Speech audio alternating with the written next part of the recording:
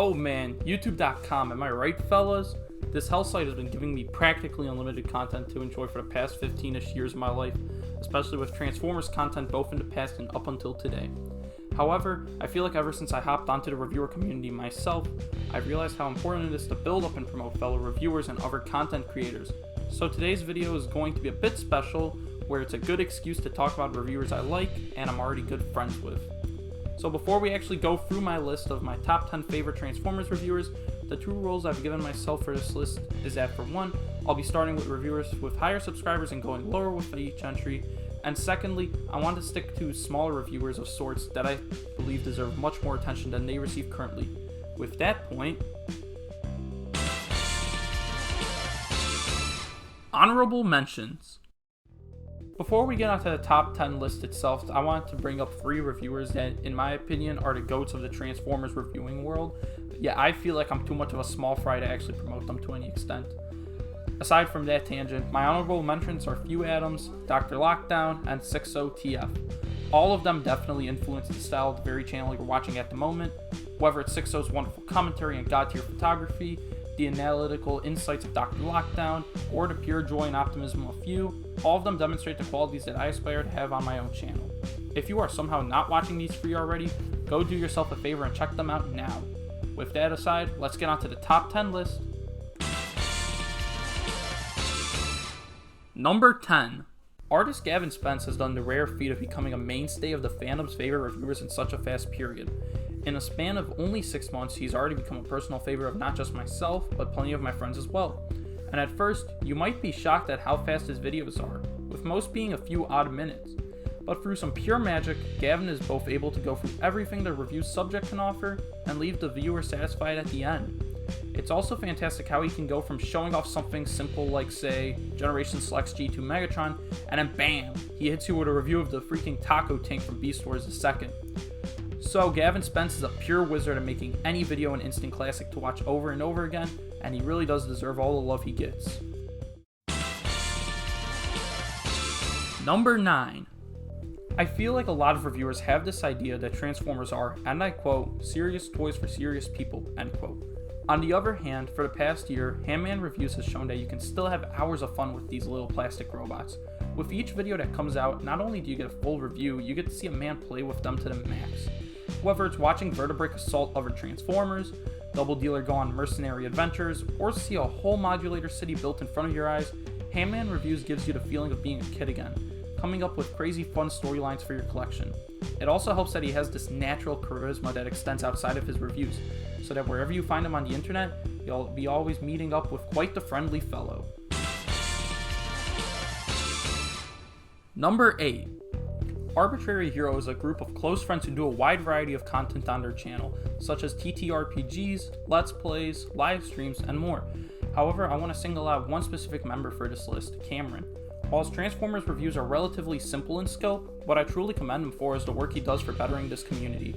Whether it is his plentiful number of giveaways per year, or his tireless promotion of the now community-ran Transformers trading card game, Cameron has a strong love for specific parts of this fandom, and works tirelessly to make it a better place. But more importantly is the group's work for Extra Life, where every year the whole Arbitrary Hero team has been live streaming gaming and Transformers content to raise money benefiting the Cincinnati Children's Hospital. So at the same time Arbitrary Hero has been benefiting our community, they've also been raising thousands of dollars for children that need it, and that's very commendable. Number 7. Well, if it isn't my boy Kid Catastrophe. I'll be honest and say I'm a little biased since Kid is a good friend of mine, but aside from that, there's still good reasons he's on this list. For a smaller reviewer, Kid's level of production at every level is through the roof. It doesn't matter if it's the camera work, script, or subject of the video, Kid makes each review feel like it's his last with the quality of brings. And something else he brings to the table in his reviews is the snarky yet still charming attitude he gives to every video, whether he likes the subject of his review or not. And with the plentiful number of jokes he drops, Kid strikes a happy balance between staying both humorous and realistic in each video he releases. Overall, Kid feels like the next coming of someone like Vandalism, who he has professed as an influence. And with the expansion of his content to include his sponsorship with Toy Hacks, Kid Catastrophe is definitely a channel to watch out for in the next few years. Number 6. And now, to be honest, I didn't find out about this guy's channel till about 2 weeks ago. At the the time of the scripting for this video.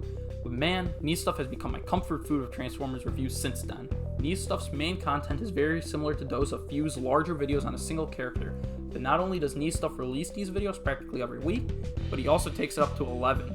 With how many figures this guy owns, whether it's Hasbro, Takara, Masterpiece, Third Party, a KO, or some random piece of merchandise, of practically every character under the sun, it makes you just wonder what his full collection looks like. And the fun part is that he doesn't just review officially released items. Not only have I spotted a few test shots in his reviews here and there, but he's also a madman of a customizer. And I mean seriously, dude.